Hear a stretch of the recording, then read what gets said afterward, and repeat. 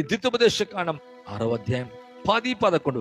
నీ దేవుడిని యెహోవా నీ పితరులైన అబ్రహాము, ఇస్సాకు, యాకోబులతో చేసిన ప్రమాణమును బట్టి నిన్ను ఆ దేశములో ప్రవేశపెట్టి నువ్వు కట్టని గొప్పవగు మంచి పురములను, నువ్వు నింపని మంచి ద్రవ్యముల చేత నింపబడిన ఇండ్లను, నువ్వు త్రవ్వకపోయినను త్రవ్వబడిన బావులను, నువ్వు నాటని ద్రాక్ష తోటలను, ఒలీవ తోటలను నీకిచ్చిన తర్వాత నీవు తిని తృప్తి పొందినప్పుడు దాసుల గృహమైన ఐగుప్తు నుండి నిన్ను రప్పించిన యెహోవాను మరవకుండా నీవు జాగ్రత్త పడుము. ఇక్కడ చెబుతున్నాడు దేవుని ప్రజలకు.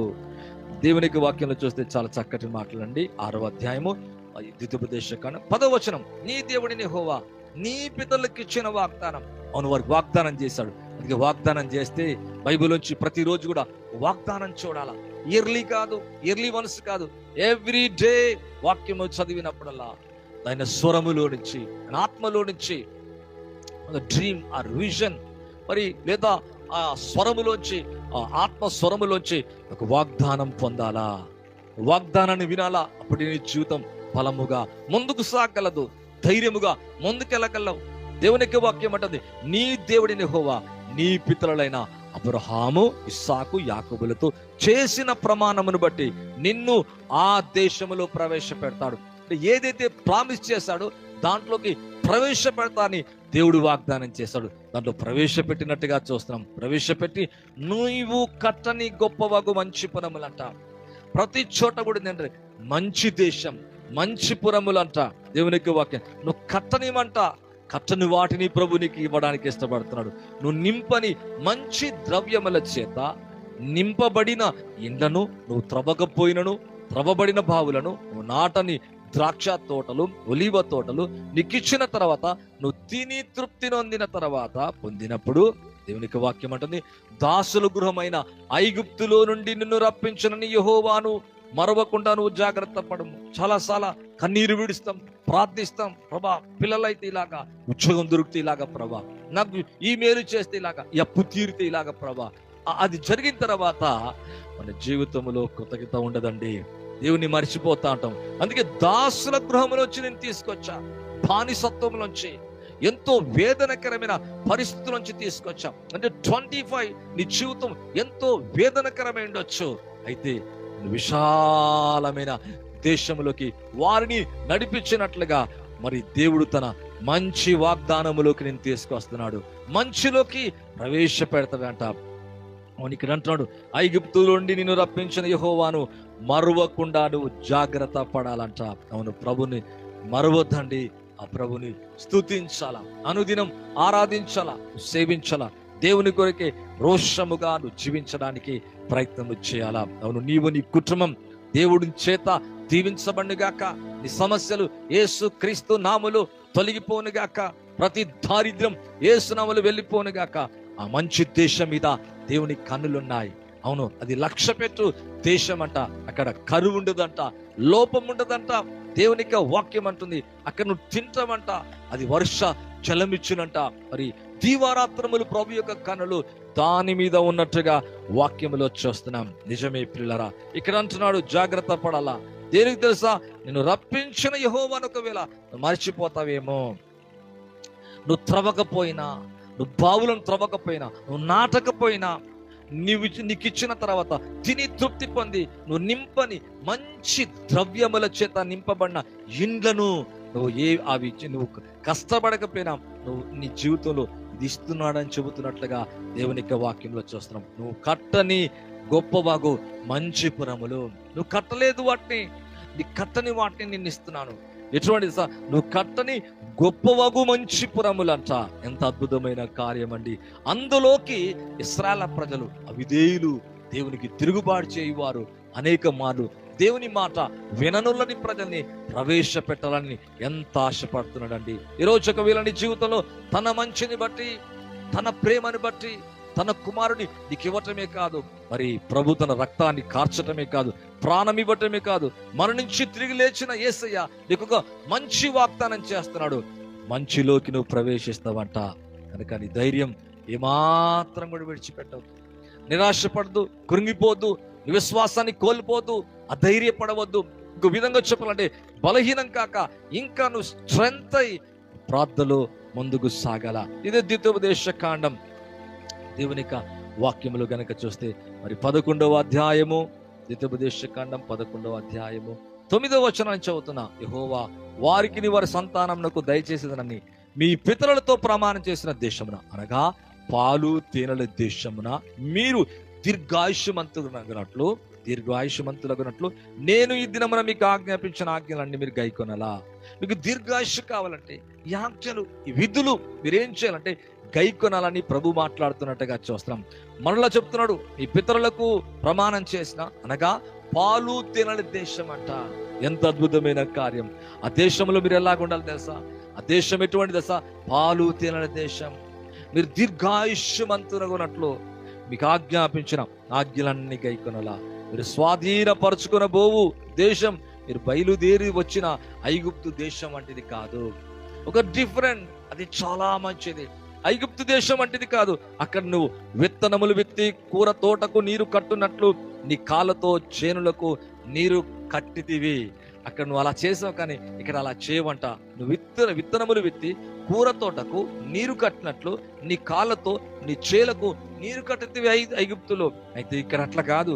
మీరు నది దాటి స్వాధీన పరుచుకున్నటకు వెళ్ళుచున్న దేశం కొండలు లోయలు గల దేశం. ఎంత అద్భుతమైన కార్యం! అది ఆకాశ జలవర్షము త్రాగునంట. అది నీ దేవుడిని యెహోవా లక్ష్యపెట్టు దేశం. ఎంత అద్భుతమైన కార్యం! ఈ సంవత్సరం ప్రభు నిన్ను, నీ పిల్లల్ని, నీ కుటుంబాన్ని, నీ సమస్తాన్ని లక్ష్యపెట్టునుగాక, దృష్టించునుగాక.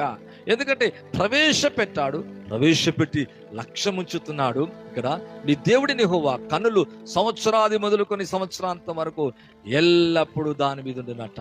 ఏ దేశంలోకి వారిని ప్రవేశపెట్టాడో వారి మీద మరి దేవుని కన్నులు సంవత్సరం మొదలుకొని సంవత్సరాంతం వరకు ఉన్నాయంట.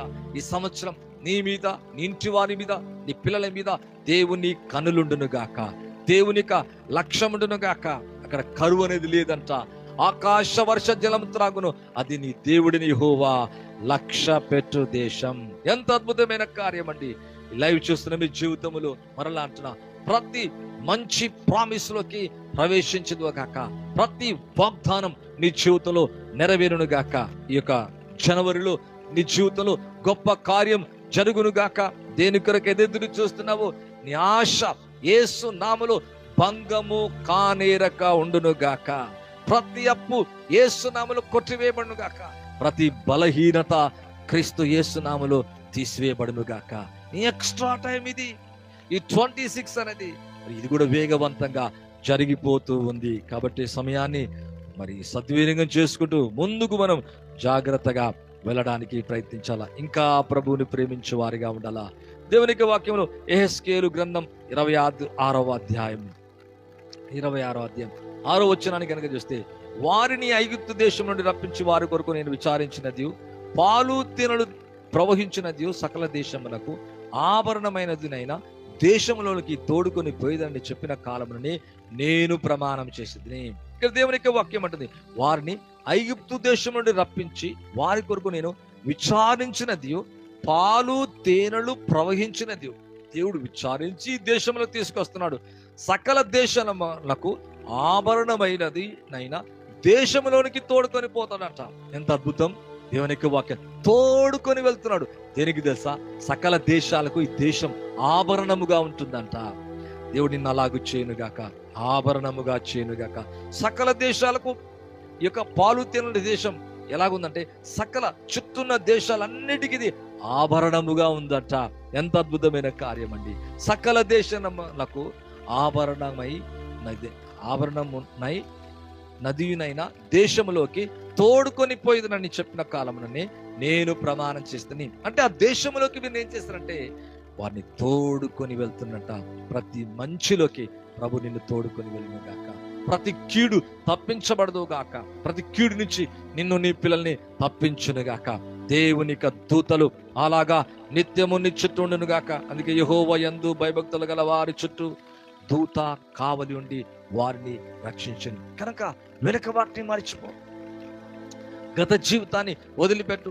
పాప బలహీనతలు తీసివేసే ప్రియులారా, వాటన్నిటి వదులుకొని ముందుకు సాగాల, ముందుకెళ్ళాలా.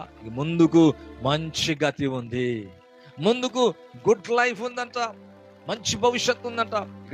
మంచిలోకి ప్రవేశపెడతాని పితరులతో ప్రమాణము చేసి దేవుడు మన మంచిలోకి ప్రవేశపెట్టినట్టుగా చూస్తున్నాం. అవును, ఈ యొక్క లైవ్ ద్వారా నీ జీవితంలో కూడా మంచిలోకి ప్రవేశపెడుతున్నాడు ప్రభు.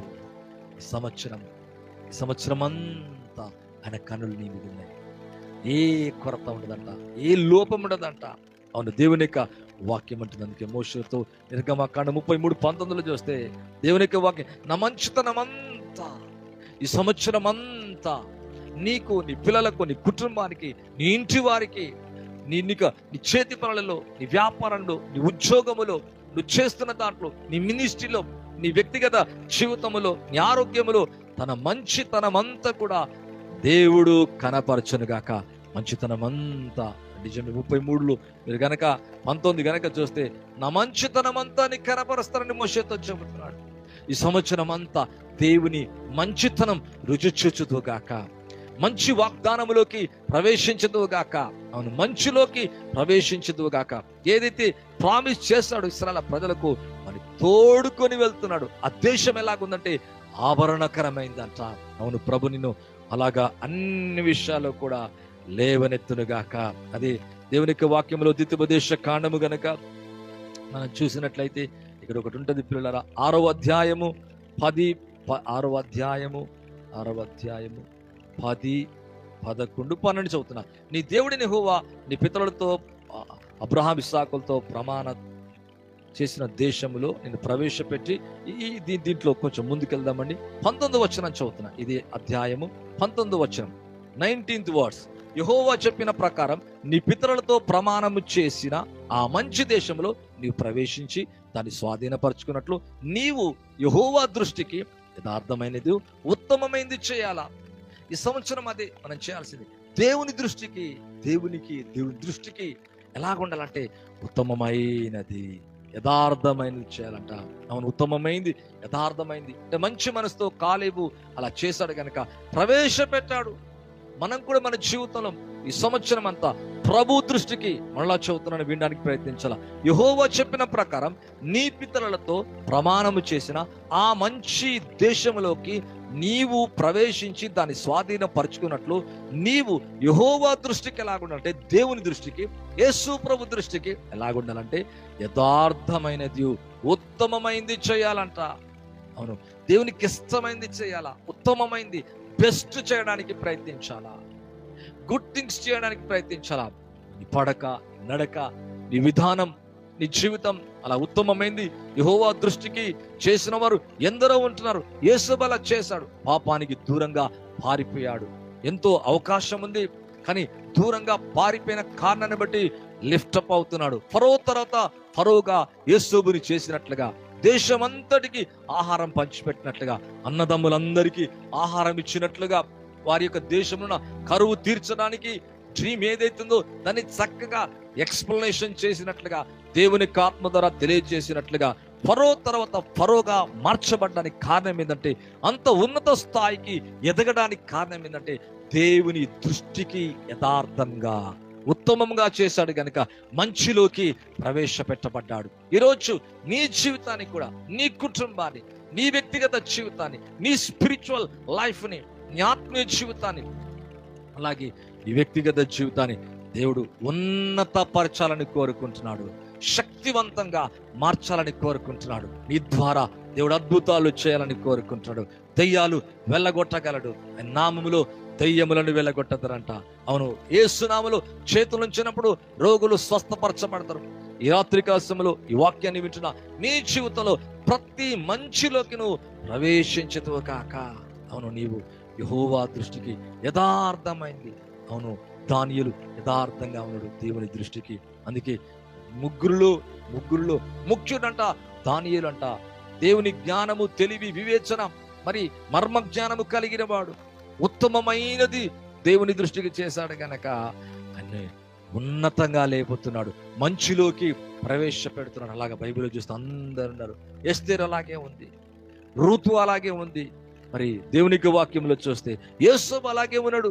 ఈరోజు నీ జీవితం కూడా గత సంవత్సరంలా కాకుండా 26 సంవత్సరాలు ఏమి తీర్మానం చేసుకున్న ప్రకారంగా నువ్వు జీవించడానికి ఇష్టపడితే మంచిలోకి ప్రవేశిస్తామంట. ఇక్కడ చెబుతున్నాడు, నీవు యెహోవా దృష్టికి యథార్థమైంది ఉత్తమమైంది చేస్తే అవును అందులోకి నువ్వు మంచి దేశంలోకి ప్రవేశిస్తావంట. అలాగే ఈ యొక్క ప్రామిస్ లోకి నీవు కూడా ఎంటర్ కాబోతున్నావు. అవును, ఆయన మంచితనాన్ని బట్టి ప్రతి మంచిలోకి నువ్వు ప్రవేశించదు గాక. సంవత్సరం అంతా ప్రభు యొక్క కన్నులు నీ మీద ఉండదు గాక. నీకే లోపం ఉండక మరి నీ మీద దేవుని యొక్క దృష్టి ఉండను గాక. ఆకాశం అనే మంచి ధననిధి దేవుడి నీ కొరకు తెరచును గాక. ఈ సంవత్సరం అవును నీకు కరువు, నీ వ్యాధి, నీకు భయం, బలహీనత, ఆకస్మికమైన మరి కలవరాలు ఎటువంటివి నీ జీవితంలో లేకుండా దినములన్నీ కూడా నువ్వు ఉత్సహించి సంతోషించుదువుగాక. ప్రభు తన జ్ఞానాన్ని, తెలివిని, ఆనందాన్ని నీకు సమృద్ధిగా ఇచ్చి నీ జీవితాన్ని అంతా కూడా కాపాడును గాక. ఒక్కసారి ఆలోచిస్తావా? అవును, ప్రభు ఇచ్చిన వాగ్దానం ఏదైతుందో ఆ మంచిలోకి ప్రవేశిస్తా అని చెప్పబడిన ఆ వాగ్దానంలోకి నిన్ను, నీ కుటుంబాన్ని ప్రవేశింపచేయను గాక అని ప్రభు ఈ వాగ్దానం నీ జీవితంలో, నా జీవితంలో నెరవేర్చును గాక. సమయం పోతుంది. ఈ ప్రభు కొరకు ఉత్తమమైన మంచి మనసు కలిగి జీవించడానికి ప్రయత్నించేద్దాం. ప్రభు అటువంటి కృప, అటువంటి ఆశీర్వాదం ఇచ్చిన గాక. దయచేసి కళ్ళు మూసుకున్నట్టయితే ప్రార్థిస్తున్నాండి. పరిశుద్ధమైన తండ్రి, మీకు వందనాలు, స్తోత్రాలయ్యా. లైవ్ ద్వారా మాతో మాట్లాడిన మంచి మాటలకై స్తోత్రాలు. కాలము గతించిపోతుంది, సమయం పొట్టువలి ఎగిరిపోతుందయ్యా నాయన. దినాలు అయ్యా చెడ్డ దినాలు ప్రభా, అజ్ఞానుల వలె కాక మా కాలాన్ని, సమయాన్ని సద్వినియోగం చేసుకునే జ్ఞానాన్ని, తెలివిని మా అందరికీ దయచేయండి ప్రభా. ముఖ్యంగానైనా పాతది గతించండి, పాత స్వభావం మాలోంచి తీసివేయండి అయ్యా తండ్రి. నాయన మీ నామములో తండ్రి పాతదైన పులిపిండిని తీసి పారవేసి కొత్త ముద్ద అవుటకై పాతదాన్ని తీసి పారేయమన్నావు నాయన. పాతది తొలగిపోనుగాక, నూతనమైన మనసు, నూతనమైన జీవితాన్ని ఇవ్వండి. ఈ 26 నైనా 26 ప్రవచనాత్మకమైన వాగ్దానములు నాతో మాతో చేసిన ఆ మంచి మాటల్లో మన్నిట్లో కూడా నెరవేర్చుకునే కృప దయచేయండి. ప్రార్థిస్తున్న ప్రతి ప్రార్థనకు జవాబు దయచేయండి. రోగులు స్వస్థపరచబడును గాక, నెమ్మది లేని వారికి నెమ్మది కలుగును గాక. వారి చేతి పనులు, వారి వ్యాపారాలు ప్లస్ అవును గాక. వారి మినిస్ట్రీస్ యేసు క్రీస్తు నామములో దీవించబడును గాక. వారి సంతానం ఆశీర్వదించబడును గాక. వారి చేయనదంతయు 100% సఫలమవును గాక. ఆ ప్రార్థనలన్నీ సఫలము చేయండి. మొరలన్నీ మీరు వినండి ప్రభా. ఏదైతే వాగ్దానం చేసావో మీ నామములో అయ్యా పితరులకు ఇచ్చిన వాగ్దానం ఎలాగ ఇశ్రాయేల్ ప్రజలకు నెరవేర్చవునైనా క్రీస్తు యేసు ద్వారా ప్రతి వాగ్దానం అవును ఆమేనంది ప్రభా. మా జీవితంలో కూడా ప్రతి వాగ్దానంలోకి మేము ప్రవేశించినట్లుగా కృప, నిండైన కృప అందరి మీదకి విడుదల చేయమని, మీరు దీవించమని, ఆశీర్వదించమని యేసు క్రీస్తు నామములో అడిగి వేడుకుంటున్నాను తండ్రి. ఆమేన్ అండి, ఆమేన్. థాంక్యూ అండి. లైవ్ చూస్తున్నాను మీకు ప్రత్యేకమైన వందనాలు. సబ్స్క్రైబ్ చేసుకోండి, లైక్ చేయండి, షేర్ చేయండి, వేరే వారికి తెలియచేయండి. అలా అంటున్నాను. మరి pastor Moses prince, voice of Jesus ministries Hyderabad ప్రాంతంలో ఉంటే బెత్లెహేమ్ స్కూల్లో 9 o'clock to 11 o'clock మల్కాజ్ నగర్ దగ్గర స్కూల్లో డీటెయిల్ కావాలంటే ఫోన్ నెంబర్కి కాంటాక్ట్ అవ్వచ్చు. ఆరాధనలోకి మరి ప్రేమతో ఆహ్వానిస్తున్నాం. ప్రభు మీ జీవితాన్ని సమృద్ధిగా దీవించి ఆశీర్వదించిన గాక. ప్రభు సంవత్సరాంతం వరకు గాడ్ బ్లెస్ యు ఆల్.